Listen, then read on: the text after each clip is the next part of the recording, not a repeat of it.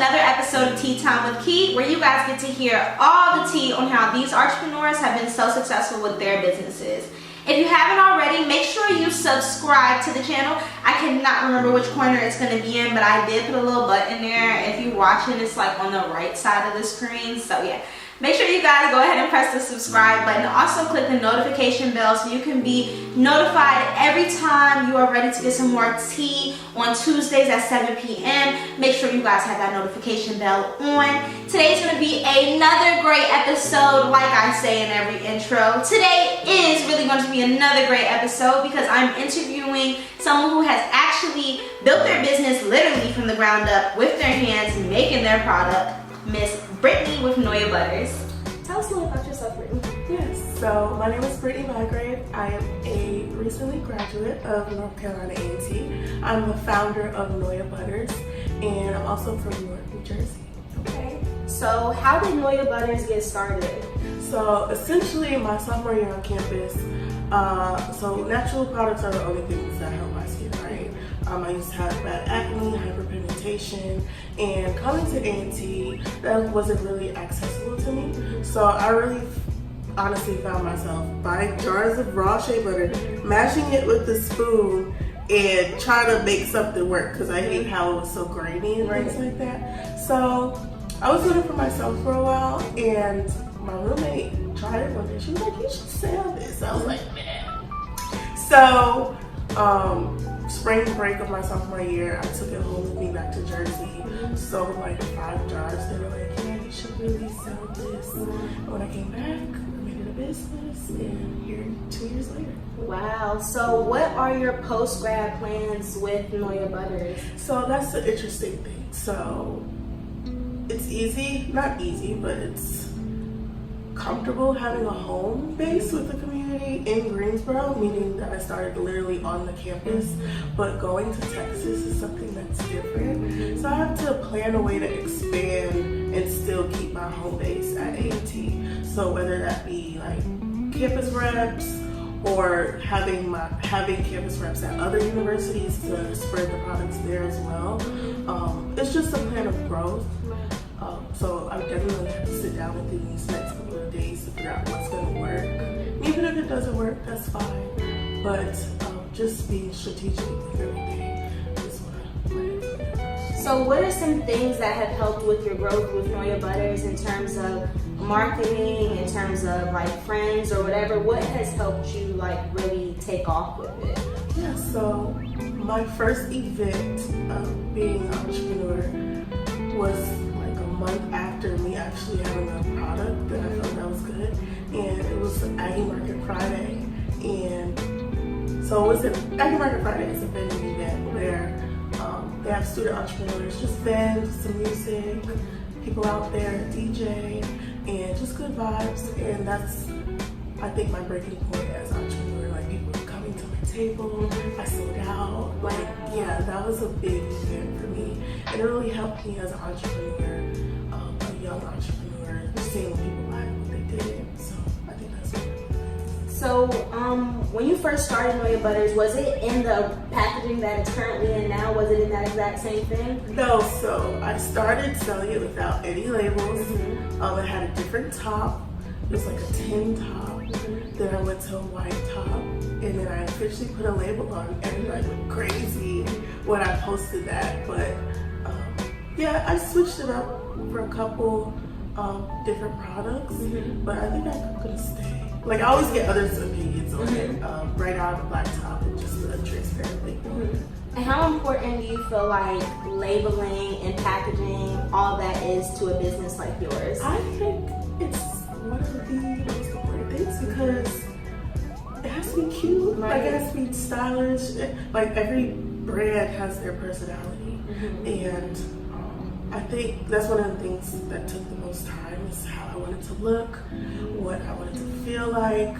I didn't want it to look like cheap or homemade, so that's something I definitely played with. But I think that's one of the most important things because customers have their own style. Black women, primarily my customers, have their own style, so the most important. Yeah, I love your packaging. I just wanted to bring me up because it's like so simple, but it's like really cute. Like I love it. Thank you. I think it is really important with packaging and stuff because it also just sets your business apart when you have similar products like other people. What is unique about your business, and packaging and labeling all goes into that. So what's some pros and cons of being a when you were a full-time student? And I mean, I feel like you're a full-time entrepreneur. I wouldn't even call you a part-time one. So what is it like being both of those full-time? It's different. One of the pros is definitely the community that the campus has and provides for entrepreneurs. Just connecting with other student entrepreneurs like yourself.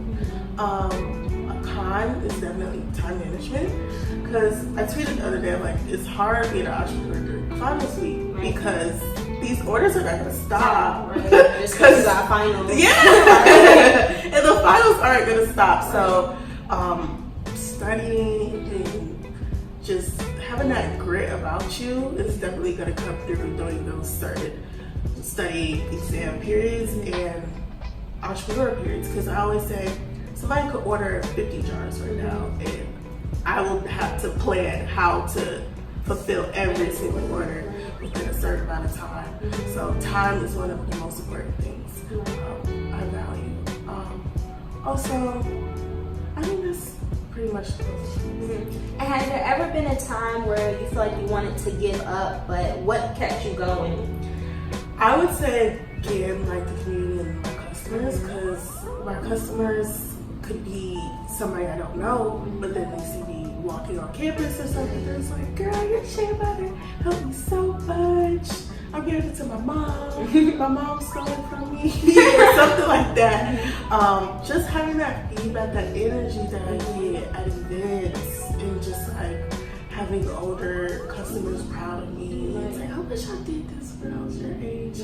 Just having that back support is one of the things that I can't stop because of it, literally.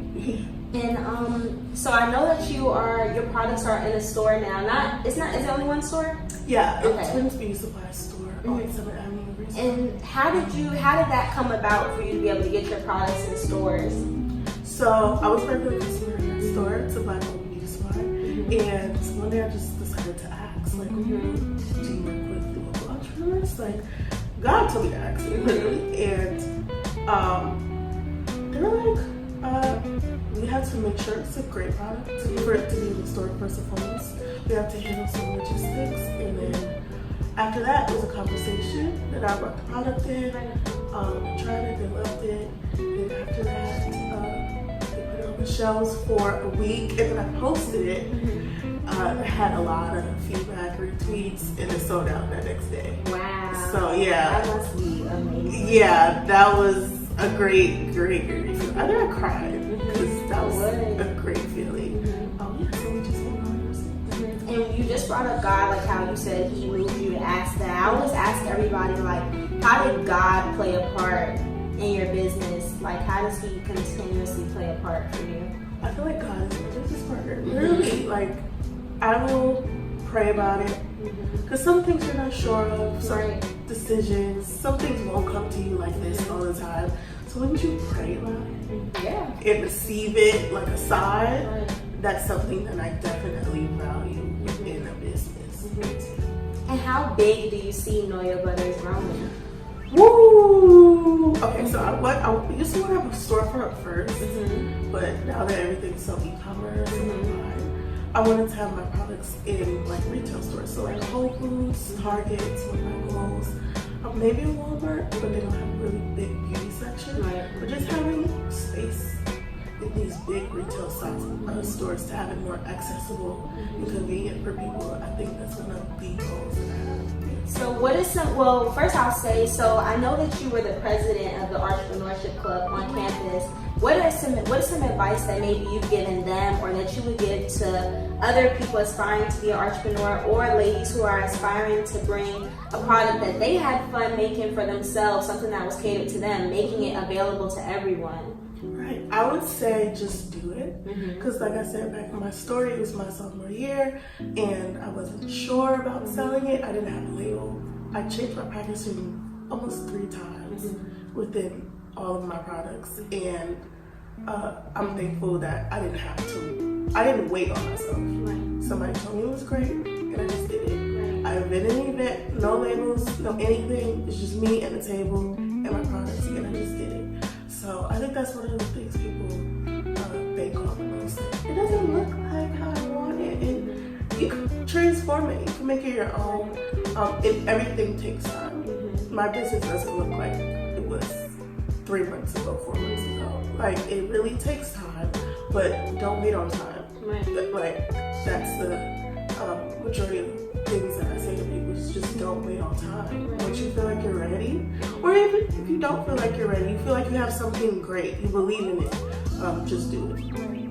No, and I'm so glad you said that, because I know that has even been something for me that stopped me time and time again, especially with vending for events. You specifically just said, like, I didn't even have labels and stuff at my first event. Sometimes I won't want to go to an event because I'm like, oh my God, I don't have a nice stand, I don't have a cute backdrop, like, feeling like, oh, I just have to be so perfect for everything. And I think that's what stops all of us, is wanting to be so perfect. So it's amazing that you just said that too. So thank you so much for letting me interview you. I'm gonna make sure I plug in your website, your business, Instagram, all that stuff. And I have to try your products for myself, so I'm gonna make sure I purchase myself. And make sure you guys are supporting Black businesses, because I know a lot of Black-owned businesses, especially beauty businesses, their products started from something that they were making for themselves. I don't know if you know about the Main Choice. Yeah, I love her. Yeah, Courtney had a lady, her product started her making hair stuff for herself out of her kitchen, and then became $1 million brand. So I definitely could see something like that happening for you, and you growing on that scale. So